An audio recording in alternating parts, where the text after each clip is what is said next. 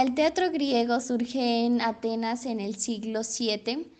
Las primeras obras fueron adaptaciones de rituales religiosos representadas por un único actor. Luego se incorporaron más actores a la música y al coro en el siglo VII, denominando así el género tragedia. Posteriormente se introdujeron otros géneros como la comedia y la sátira. Los autores de la época más importantes fueron Esquilo y Sófocles, Platón y Aristóteles. Posteriormente, el teatro en la Edad Media surge en el siglo X, fundamentalmente un teatro religioso destinado a transmitir enseñanzas de la Iglesia basadas en las fábulas bíblicas y se representaban en las iglesias. Difunden técnicas musicales y poéticas, noticias, acontecimientos y vivencias en el mundo de gentes. Las obras de esta época en su mayoría son anónimas. El Renacimiento surge en el siglo XVI. Se caracterizó por el humanismo. Los subgéneros que sobresalieron fueron la comedia y el entremés. Su valor consiste en la aportación técnica de la representación a los aspectos espaciales y escenográficos. Sus principales autores fueron Miguel de Cervantes Saavedra, Bartolomé de Torres Naharro, Juan de la Cueva y William Shakespeare.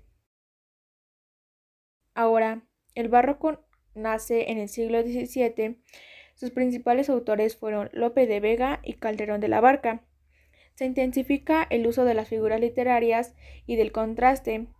Es expresivo, busca manifestar la inquietud del vivir.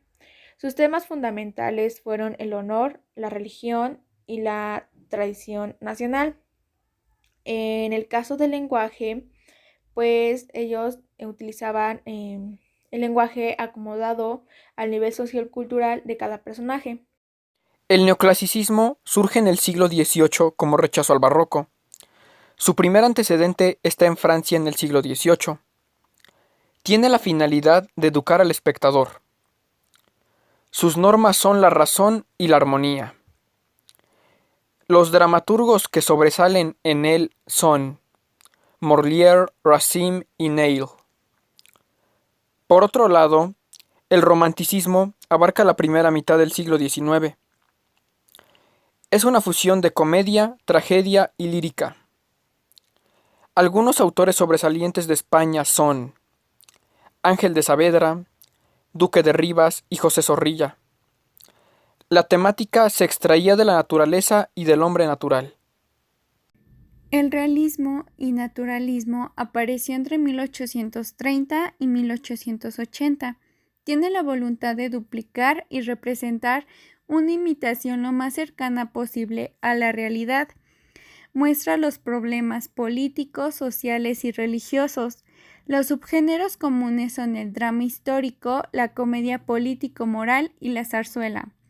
Los autores destacados de este teatro es Benito Pérez Galdós, Jacinto Benavente, Oscar Wilde, Anton Chejov y León Tolstoy. El naturalismo nació en 1880. En el teatro realista sentó las bases del teatro del siglo XX. Por otro lado, radicaliza las ideas del realismo y traslada sus historias y personajes de la burguesía a las clases más humildes o marginales. Los autores destacados son Máximo Gorki, August Strindberg, el duque de Meiningen y George Bunker.